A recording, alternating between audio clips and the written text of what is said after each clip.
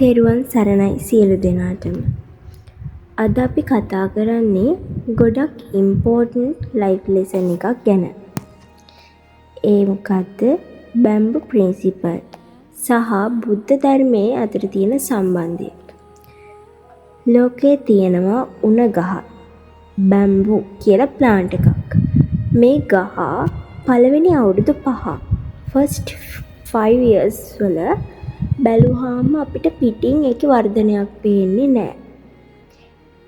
හැබැයි ඒක අතුලාන්තයෙන් අපිටත් නොදැනීම වර්ධනය වෙලා. ඒ කියන්නේ යාළ මූල පද්ධතිය තමයි ඉස්සෙල්ලාම වර්ධනය වෙන්නේ.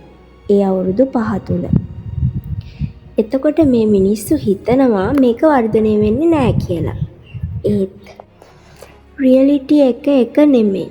බැම්බු ගහ ඒක ඇතුලේ ස්ට්‍රෝං රූට් සිස්ටම් එකක් ඩිවලොප් කරනවා. පොළවේ යට ඩීප් රූට් හදාගෙන තමයි එයා ප්‍රිපෙයාර් වෙන්නේ. පස්සේ රයිට් ටයිම් එක ආවහම එක දවසක් දෙකක් ඇතුළත very fast විදියට high growth එකක් එක්ක මේක වර්ධනය වෙනවා. ඉතින් පින්වත්නි මේ එක්සාම්පල් එක බුද්ධ ධර්මයට ගොඩක් සමානයි. අපි දාන දෙනවා, සීල් රකින්නවා, භාවනා කරනවා. බට් සමහර වෙලාවට හිතෙනවා මට තාම මේ රිසල්ට් එකක් පෙන්වන්නේ නැහනේ. මම මේක අතහැරලා දැම්මොත් හොඳයි. නමුත් බුද්ධ දේශනාවට අනුව කර්ම ඵල දෙන කාලය සහ කන්ඩිෂන්ස් තියෙනවා. ඉමීඩියට් රිසල්ට් නැති වුණත් ඒක නැති වෙන්නේ නැහැ. ඒක ඇතුලේ තමයි අපි unknownly inner transformation එකක් හදන්නේ. හිත කාම් වෙනවා, තරහ අඩු වෙනවා, awareness වැඩි වෙනවා, good habit develop වෙනවා. බැම්බු ගහ වගේ බාහිර growth එක slow වුණා.